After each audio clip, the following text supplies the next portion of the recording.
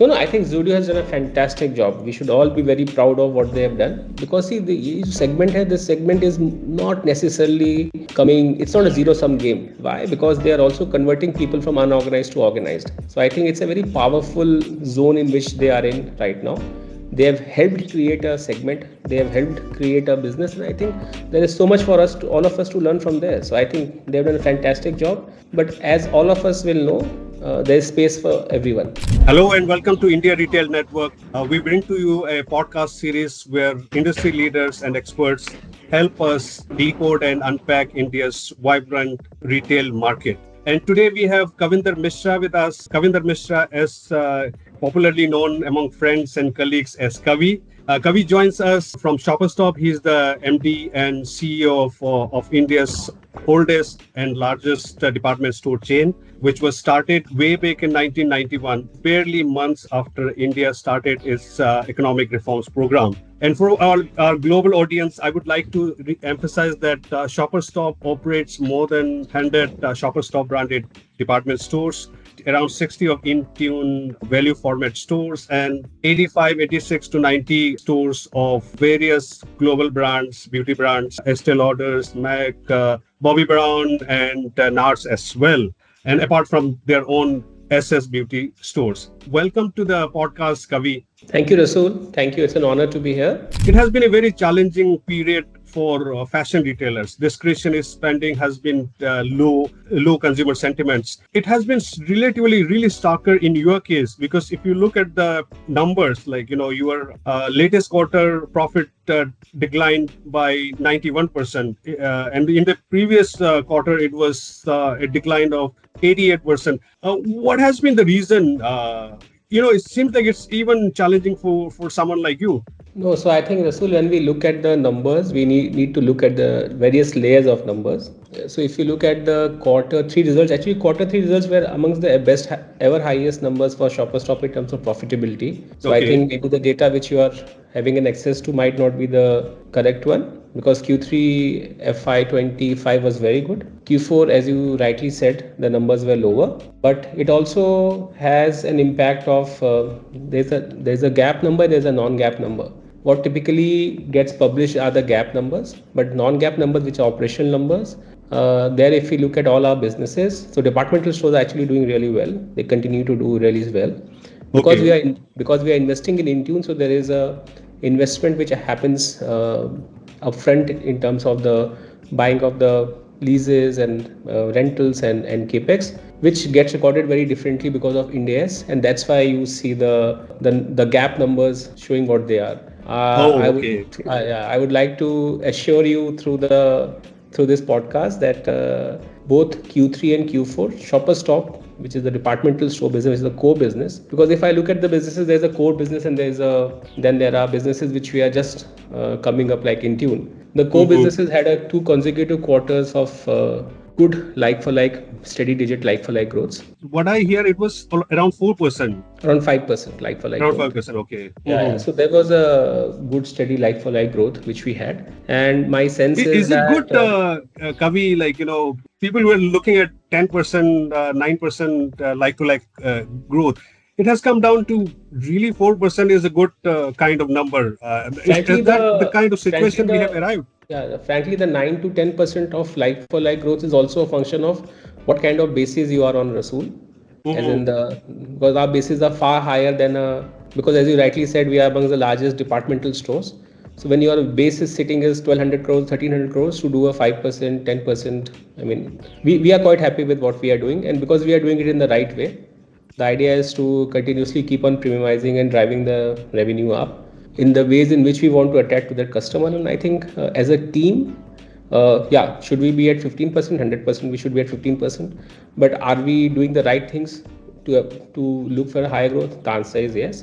And is 5% growth which you're happy with? Yeah, it's fine. That's what we had planned for. That's what we are delivering. And I think it's a process. So as you keep on doing right things, the process is more important than the result. Results will come.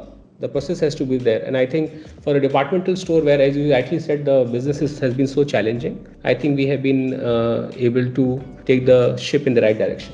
in the right direction. Like, you have been at the helm for almost 15 months now, right? Before you, your predecessor, Venu Nair, last time when I spoke to him, he told me that his focus was for the growth. His focus was to invest heavily into beauty as well as ramp up your own private brands. Is that the strategy you are continuing, or are you changing some of the plans? So Rasul, I think when whether it was Venu or it's me or I think before that Rajiv, Mm-hmm. and I'm talking about these three because they have been here there for. I'm just taking that as a reference set. For us, there are four pillars of growth. One is brands, which is ShopperStop as a brand, and obviously brand business within ShopperStop. Our own brands, which we call ShopperStop brands, beauty and loyalty, right? Yeah. So there are those four pillars of growth, and I think we continue to focus on those four pillars and drive business. Please Mm-hmm. understand that if you look at our commentaries, then beauty is a business which continues to grow well for us. Yeah. We had some issues in private brands 18 months back, but the last two quarters have been really good. And I think that if you look at my commentaries in the analyst call, they talk about it. And obviously, because brands is something which is the core of ShopperStop, because we are a house of brands, we continue to focus on house of brands. In fact, I think the only one layer which I've added on this is that we want to be known for the premiumization journey. And when I say it's premiumization, it's not only getting expensive brands, it's about getting the right store. So I would invite you to come and visit our Malad store. It looks beautiful. It's amongst the best in the country right now. We are putting cafes in our stores, we are putting gaming arcades, kids play area, we are reducing retail space, adding up experience spaces. We have really worked on our personal shopper program.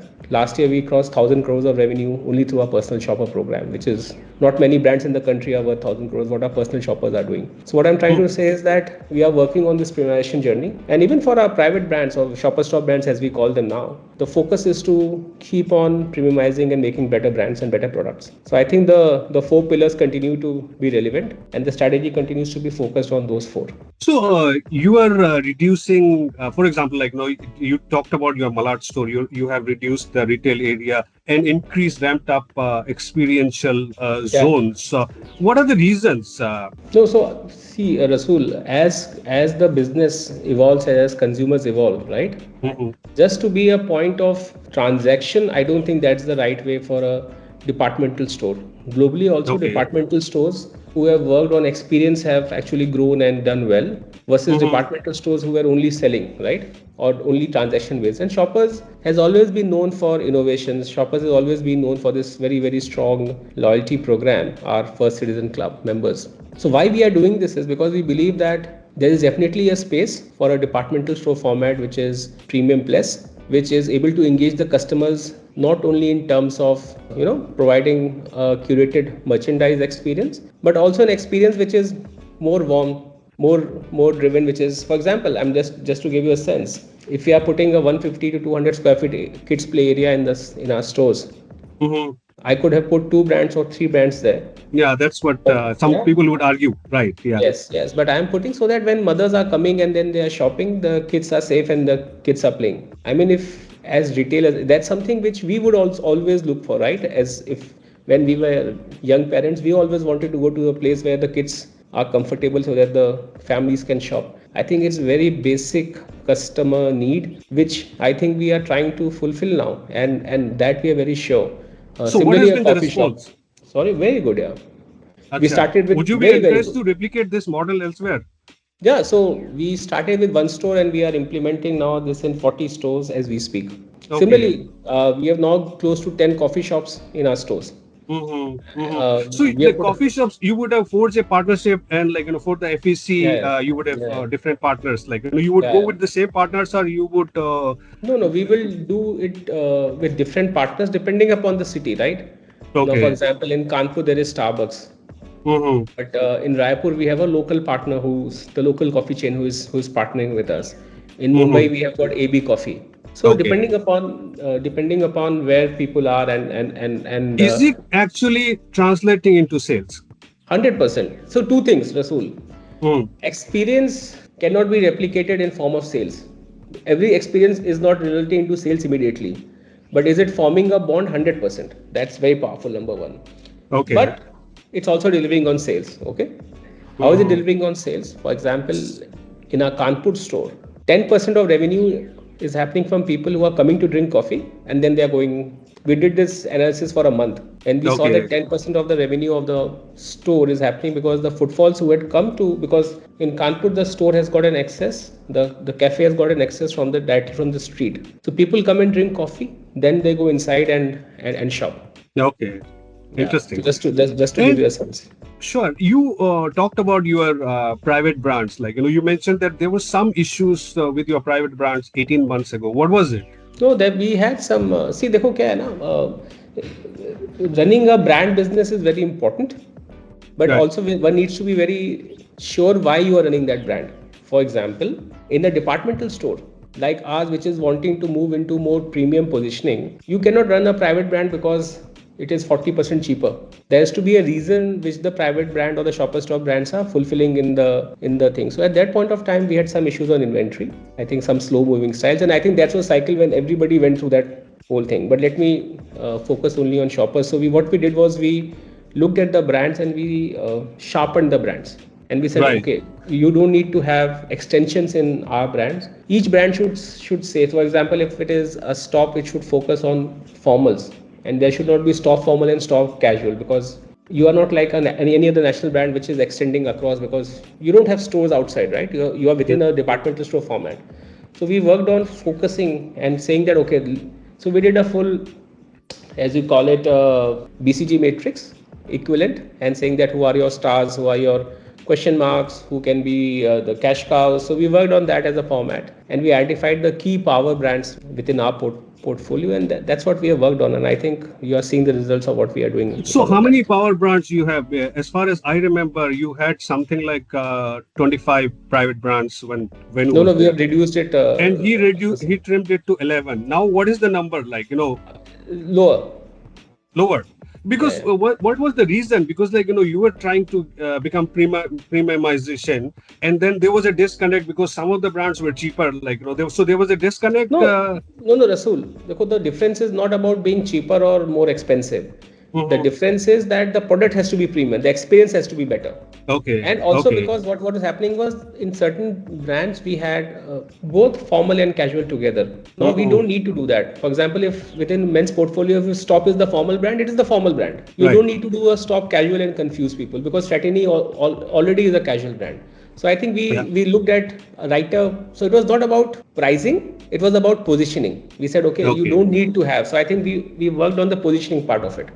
And talking on the premiumization of the whole chain, like in my 2 decades of Shopper Stop coverage, I have seen different avatars of Shopper Stop, like changing its positioning year after year, and like in between you started becoming a bridge to luxury and then affordable. What is the latest avatar? Premiumization, what does it mean? Like so you are trying to bring. I heard that you are also there's a churn of brands. You are like you are trying to be quite of relatively choosier in terms of which brand should get retail We space should in your know. stores. We should see what is the reason for being a house of brands, right? Right. Because what is a house of brand? You have the right brands, right? That is house of brands. Multiple brands in a category is why you are house of brands. But why would Mm-hmm. somebody come to you? Because you have the right set of brands, which is relevant for you at that point of time, right? So that is Mm-hmm. the journey on which we are working. Yeah. So premiumization is a journey which I think we are very very clear and focused on. That's something which we are working on So what very is very actually strong. going to happen when you say premiumization? You are curtailing the number of like brands We which are were not reducing, performing. yes, we are From reducing what the to number what? of brands. No, I can't give you a number like that, Rasool, Hmm. but we always have a tail. So the tail is being cropped. At least We you are, can say percentage. This percentage has been cropped. it's not, it doesn't go by the formula. It Okay. doesn't, it doesn't go by a formula. It's a function of different markets. See, because if you understand, we are present in 67 cities. So, and every store in itself is a universe. So Hmm. what is true for Malad is not true for Shillong. So I Yeah. can't give you a weighted average percentage. It's not because of I don't want to give, because I cannot give you, because it becomes it's slightly more complicated than giving you a percentage. But what is the idea? The idea is to get newer brands. For example, if I am in Shillong, am I able to get the brands which are not available in Shillong or anywhere else, right? Through any other retailer. That is the focus on which we are working. So it becomes more premium. Now partnership, and some very interesting partnerships. I think you will hear about it. I can't announce it now, but Okay. some of the most marquee brands in the world are coming to us coming to with us in a departmental store format in India, But right? is it a direct partnership? Like, it's interesting Yes, because in some cases it's a direct partnership. Some cases it's through their Indian partners, but in okay. some cases it's going to be a direct partnership as well. But the direct partnership part is very interesting because you have forged partnerships with beauty brands, Estee Lauder, Meg, Bobbi Brown, even NARS. Now you're Yes, forging those kind of partnerships with fashion brands, right? fashion brands, lifestyle brands, brands which are not necessarily in apparel. So you talked about your Malad store, Kavi, but at the same time, I hear that you have reduced that particular store from 110,000 square feet to 65,000 square feet. What was the reason? That 65,000 is a workable model for you? Yeah, 65,000 is a workable model, and Okay. amazingly, the revenue has not degrown. Okay, okay. So what is your since you have resized your formats off and on, what is the sweet spot right now? I think for a bigger store, 65 is good. Otherwise, I think Hmm, if you look at it, we are looking at a 35,000 kind of a 30 between 30 and 40,000 is a good size for you. Again, depends upon the market. And right. and and the for example, if you are going into a bigger mall and you are the only tenant, only departmental store, you would definitely look at a larger size. So I think it's a function of that, but 30 to 40,000 is good enough for us. Is good for us. And on the private brand, you generate something like 21% of your revenues from private brands, right? Now, since you have trimmed it further, it's further going to go down. No, we have been around 18-19% for the last 2 quarters. Okay, And again, it's never about the revenue, it's about the profitability. Please understand, departmental store format, the space is fixed. What is the resource we have? The resource we have is the space. That space has to give the best results for us in terms of productivity. Private brands are important because they give us the exclusivity and the reason why which customers come into your store, but they have to deliver a kind of productivity which is important for me.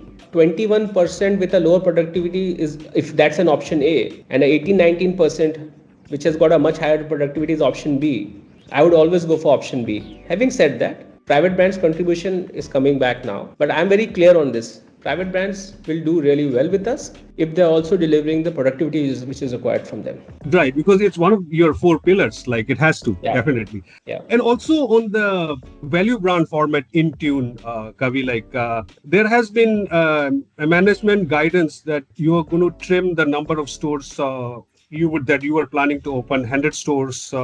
Now you will open around 50 to 60 stores. Is there any particular reason? No, no, I think there's no specific reason for that. As you grow, you also tend to learn few things, and you tend to correct few things, and you tend to work on. I think it's because that, see, Intune, if you ask me, we're very happy with what we've achieved and finally it's a 18 months journey, 15 to 18 months journey only Intune has done. So what we Hmm. have done, and I have run so many brands in the country, I have not seen the way we have got the love of consumers in the first 15 months, right? Okay. So I think there is no journey which we are comparing with anybody else. It's a journey which we are very happy with where we are. If we do 60 stores, for example, this year, we might do better stores next year. So So, I'm it's so so yeah, there is no worry. It's in a right, very good. you're happy in what sense? The sales are good. The response has been good. देखो, What are सबसे the important, yardsticks? yeah, obviously sales is a parameter, but the most important parameter for success of any brands, and that's the Hmm. reason why I said about my journey before, whether your positioning is right or not, whether the promise which you have made for the customer, are you doing right in that journey or not? Are you getting enough KPIs of conversion, repeat, bill values, bill sizes, item per tickets when you're launching a newer city, or are those in line or not? So I think pretty happy with where we are on those right now. Many people attribute the sudden success of value brands to Tata's Zudio. They say they have really geared up the whole values ecosystem. I just wanted to hear it from you. No, I think Zudio has done a fantastic job. We should all be very proud of what they have done. And frankly, I don't think there are many, because see, the each segment has, this segment is not necessarily coming. It's not a zero sum game. Why? Because they are also converting people from unorganized to organized. So I think it's a very powerful zone in which they are in right now. They have helped create a segment. They have helped create a business, and I think there is so much for us, to all of us, to learn from there. So I think they have done a fantastic job. But as all of us will know, there is space for everyone. Whoever is There is space. executing on the customer, whoever is Okay. executing on the customer promise, because you are moving people also from unorganized to organized, which I think is a very very powerful thing. And if you, I'm sure you know the penetration of branded apparel in the country, right? It's not even for 50%, right? So it's much lower. So if you look at that statistics, I think there is enough space for everybody. I think the challenge for value fashion is not whether there are customers or not. The challenge for value fashion is whether the operational efficiencies brands are able to build in or not, like the way Zudio has done. Mm-hmm. It's a But very it's a operation. It's a right. very operation driven business. Great. Kavi, with on this note, thank you very much for your time. Thank you, Rasul. Appreciate it. Yeah, thank you.